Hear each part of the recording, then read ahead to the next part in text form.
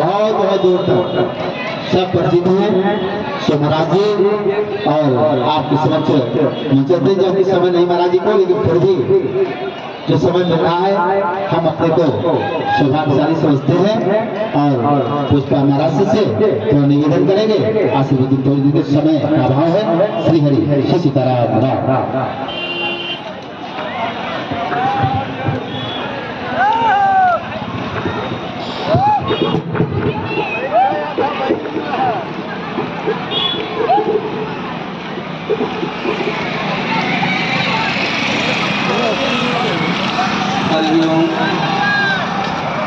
ब्रह्मां बोधिसमुद्भवं कलिमलपुष्पं चाप्यं श्रीमद्वेन्दुसुन्दरवरे संशोभितं सर्वदा संसारामे भेषजं सुखकरं श्रीजानकीजीवनं धन्यास्ते कृतिनः पिबन्ति सत्यं श्रीरामनामामृतम्।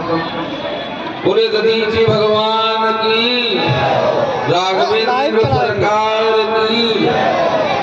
इस कार्यक्रम के अधिष्ठाता देवता परम दानवीर भगवान दधीचि, इस कार्यक्रम के आयोजक प्रायोजक आप सबके अत्यंत प्रिय और समाज में भगवान कृष्ण के अनुसरण रूपी योग का मार्गदर्शन करने वाले श्री स्वामी हरिभोल जी महाराज, मंचस्थ विद्वज्जन, उनके शिष्यगण, इस दीर्घा में विराजमान आप सभी परम पूर्ण के भागी भक्तगण, माताओं और बहनों, आप इस समय नैमिषारण्य की 84 कोसीय पवित्र परिक्रमा पूर्ण करके और अस्थिदान स्थल पर भगवान दधीचि के अस्थिदान स्थल पर अनेक महापुरुषों से जीवन सुधारने वाली परम मार्गदर्शिका बातें श्रवण कर रहे हैं। बंधुओं, जहाँ कहीं है गुरुओं की, जगत में जहाँ कहीं उजियाला, वहाँ खड़ा है कोई अंतिम मोड़ चुकाने वाला। जहाँ भी आपको ऊर्जा दिखाई दे रही है, जहाँ भी आपको शांति दिखाई दे रही है, वहाँ पर कोई न कोई, जहाँ पर भी प्रकाश है वहाँ पर कोई न कोई चल रहा है। किसी के अस्तित्व ने बलिदान दिया है, किसी के अस्तित्व ने त्याग किया है और हमें उस त्याग को नहीं भूलना चाहिए। पूरा काल में एक परिस्थिति आई, हरदोई जिले में एक दही नाम का गांव है। उस गांव में नैमिषारण्य सिद्ध भूमि में एक तपस्यारत थे। उनका नाम था महर्षि दधीचि। पहले वो रघुकुल के राजा थे, दधंच। महाराज दधंच नैमिषारण्य में तपस्यारत थे। उसी समय देवताओं ने उनके पास कुछ शस्त्र रख दिए सुरक्षा के लिए। अब सीधे साधे ब्राह्मण वह उन शस्त्रों की सुरक्षा कैसे करते? अंततः उन शस्त्रों को घोट करके महर्षि दधीचि ने पी लिया। कुछ समय के बाद वृत्तासुर नाम का एक असुर उत्पन्न हुआ। हमारे यहाँ धनात्मक और ऋणात्मक दोनों सत्ताएं बराबर चलती हैं। जब कभी धनात्मक सत्ता का ह्रास होता है, ऋणात्मक सत्ता अपनी आंखें खोलती है, तो परमात्मा भी अवतरित होता है। यदा यदा हि धर्मस्य ग्लानिर्भवति भारत अभ्युत्थानं धर्मस्य तदात्मानं सृजाम्यहम् परित्राणाय साधूनां विनाशाय च दुष्कृतां धर्म संस्थापनार्थाय संभवामि युगे युगे। महर्षि दधीचि के पास वृत्तासुर के लिए देवता लोग शस्त्र लेने पहुंचे, लेकिन वहां शस्त्र तो नहीं थी। अंततः निर्णय हुआ कि महर्षि दधीचि विश्व का सबसे अनूठा दान अस्थिदान देने के लिए प्रस्तुत हुए। अस्थिदान के पहले महर्षि दधीचि ने शर्त रखी कि पृथ्वी के समस्त तीर्थ उनका मार्गदर्शन और दर्शन करना चाहता हूँ। तीर्थ सेवन पंचम पुरुषार्थ कहा गया है। देवताओं ने सोचा कि इसमें तो बहुत बड़ा समय लगेगा, अंततः गत्वा पृथ्वी के समस्त तीर्थों को इस 84 कोशीय परिधि में आवाहित किया गया और महर्षि दधीचि जी को 10 दिन में यह यात्रा कराई गई। समस्त तीर्थ यहाँ उपस्थित रहे। जब अस्तिदान का समय आया तो उन तीर्थों से भगवान दधीचि ने विनय किया कि प्रभु, जिस करुणा से वशीभूत होकर के जन कल्याण के लिए आप इन देवताओं के आग्रह पर, आह्वान पर यहाँ पर उपस्थित हुए हैं, इन्हीं तिथियों में प्रतिवर्ष आप यहाँ उपस्थित रहे। और ये वही तिथियां हैं जब हम 84 कोशीय परिक्रमा में उन्हीं तीर्थों का मार्जन दर्शन आदि करके पुण्य के भागी होते हैं। और फिर इन 5 दिनों में महर्षि दधीचि से विनय की गई कि शस्त्र से आपका वध किया जाता है प्रभु तो अस्थि खंडित हो जाएगी, इसलिए गायों से शरीर को 5 दिनों तक नमक लगा करके उस महापुरुष ने जन कल्याण के लिए अस्थियां दान की। दिया अस्त्र देकर दधीचि ने शिव ने अंग कतर कर, हरिश्चंद्र ने कफन बांधते हुए सत्य पर अड़कर, और उस पवित्र परिक्रमा में वह 5 दिन का जो आयोजन हम सब उस महर्षि के परम दान का स्मरण करते हैं, अनुसरण करने की चेष्टा करते हैं, वहाँ आप सभी विराजमान हैं, आप सभी धन्य हैं कि ऐसी जगह पर आपका जन्म हुआ है जहाँ पर दान की अनूठी विधा देवताओं के द्वारा पृथ्वी पर दान मांगने आने की व्यवस्था यह नैमिषारण्य है। साधकों को सिद्धि देने वाला है। कीरति बर्पा की, तपसिंधु वसुधा की, प्रभु रुद्र के प्रभा की, देखो कैसी छबछा की है। प्रकृति के पिता की, आधार गोमा की, करे अस्तुति सुर जाकी, वह पावन जहाँ की है। रुद्र तपता की, विशारद मुखता की, कहे जय हो शिव सदा की, जय शंभु माता की है। कहे कविता की, भई निर्मल मत जाकी, सार गोमती प्रभा की, आप सभी धन्य हैं। इस नैमिषारण्य में आपको उपस्थित रहकर के ऐसे पवित्र दान स्थल पर कथा श्रवण करने का अवसर मिल रहा है। आज परिस्थिति बड़ी दयनीय है। हम देख रहे हैं समाज में तमाम प्रकार की टूट फूट, भेदभाव, ऊंच नीच, आपस में धर्म से टकरा रहे हैं, जातियों से टकरा रही है, वर्ण से टकरा रहे हैं, भाषा से टकरा रही है, प्रांत से टकरा रहे हैं। जो महापुरुष हैं उनके ऊपर उंगलियां उठाई जा रही हैं, अपने जाने के ही निशाने पर, हर बेगाने के ही निशाने पर। आप माने न माने साधु है, अब जमाने के ही निशाने पर। आज हिंदू, मुस्लिम, क्रिश्चियन, सिख, मुनि, श्रवण, पारसी और सब फिरने को तैयार करे।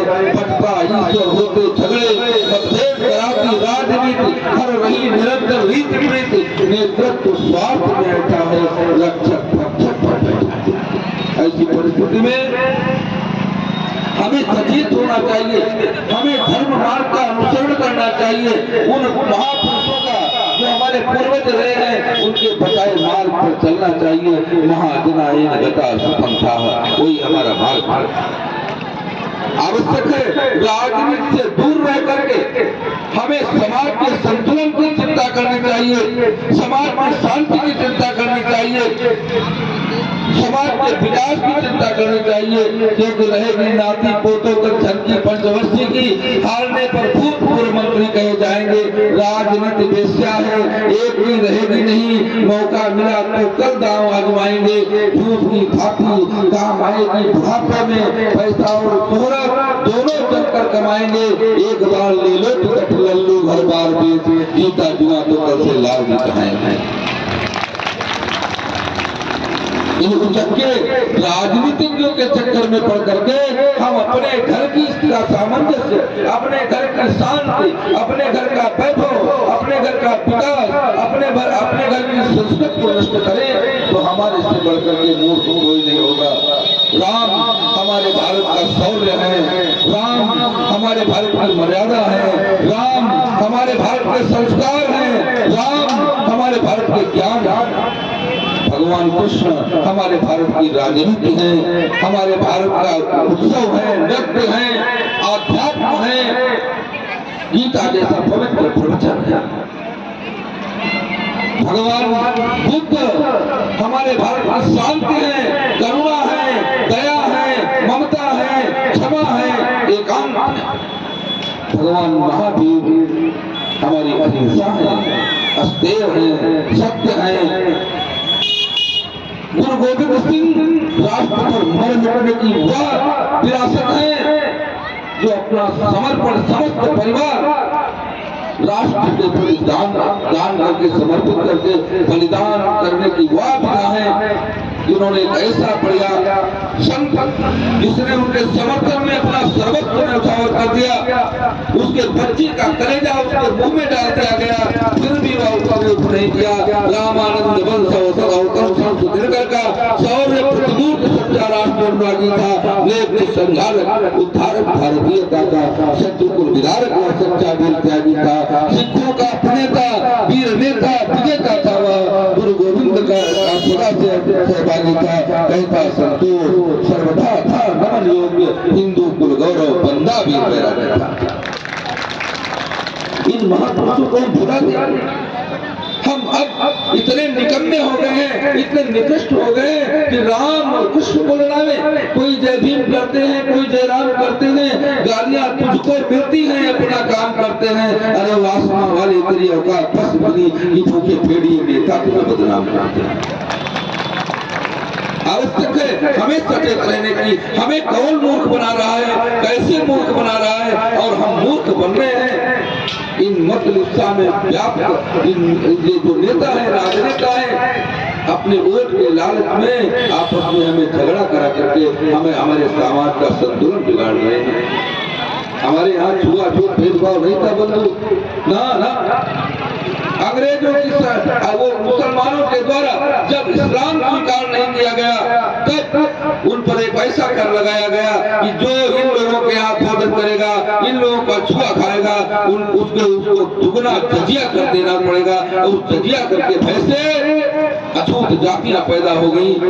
कुछ अछूत जातियां आप जानते हैं, नागवंशी राज्य था यहाँ पर, सीता पासी, लाखन पासी, सुहेल देव पासी, उन्नाव से लेकर के बहराइच तक यह साम्राज्य इन पासी राजाओं की कन्याओं को विवाह के बाद सीधे किलेदार के यहाँ जाना पड़ता था। लेकिन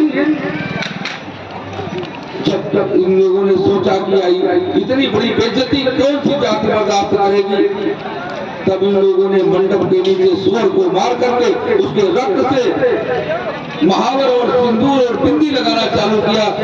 तब क्योंकि मुसलमान सुअर को नहीं छुएगा, सुअर को मारकर सुहेल राजवंशियों ने टोपी वाले सुकरों से बेटियां बचाई थी। धर्म नहीं छोड़ा, किंतु अपना मान भंग किया। इन भंगियों ने धर्मद्रोहियों के मल की गलियां उठाई थी। धर्मी धारकों ने, पासधारियों ने हिंदू धर्म रक्षा हेतु इज्जत गवाई थी। इतने बलिदान हुए, इतने धर्म भ्रष्ट हुए, इतनों ने लड़ते लड़ते वीर गति पाई थी। आज हम इसका यह जवाब देंगे, उन्हें अछूत कहकर के समाज से निकाल देंगे। हमारे शास्त्रों में, वेदों में कहीं भी अछूत शब्द का नाम नहीं, कोई अछूत नहीं है। हम सब एक हैं, हम सब हिंदू हैं, हम सब आपस में भाई भाई हैं। हम सभी उन वेदों की संतान हैं जो ऋषियों की प्रणीत हैं, जिनको हम अपौरुषेय कहते हैं। इसलिए हम सभी सामंजस्य बनाएं। आप देखिए, यह समरसता का सुंदर स्वरूप हमारे समाज में कोई किसी की जाति पूछता है, मेरे बगल में बैठे भाई तुम कौन हो? यह समरसता स्थापित हो। आवश्यक है कि वह समय आवे कि वह भूतकाल का भारत एक बार पुनः उठकर खड़ा हो। राणा के हटका प्रतीक फिर एक बार बल खाएगा, वीर शिवा का हुआ भगवा फिर अंबर पर लहराएगा, शौर्य कथा गोविंद सिंह की भारत फिर दोहराएगा, एक बार फिर राष्ट्र हमारा स्वर्णिम खत कहलाएगा। इसी भरत वाक्य के साथ हम अपनी वाणी को विराम करते हैं। आप सबको अनंत अनंत शुभकामनाएं होली की। ये और एक इतिहास छोटा सा बता दे। हिरण्यकशिपु ने हरदोई में इसी क्षेत्र में तपस्या की थी और उसकी बहन ने भी यहाँ तपस्या की थी जिसका नाम होलिका था। यहीं पर हिरण्यकशिपु को वरदान मिला था और यहीं पर होलिका को वरदान मिला था। हिरण्यकशिपु की पीड़ा देख करके प्रहलाद को जलाने के लिए उसी चुनरी को ओढ़ करके होलिका यहीं पर जली थी। हमारी इस होली का जन्म यही क्षेत्र है। आप सबको बधाई, आप सबका मंगल हो। सर्वे भवन्तु सुखिनः, सर्वे सन्तु निरामया, सर्वे भद्राणि पश्यन्तु। एक बार गणगौर गर्जना के साथ भगवान नाम स्मरण करें। अर्जनम भवविज्ञानाम, अर्जनम सुख संपदाम, तर्जनम यमदूतानाम, श्री राम रामेति गर्जनम।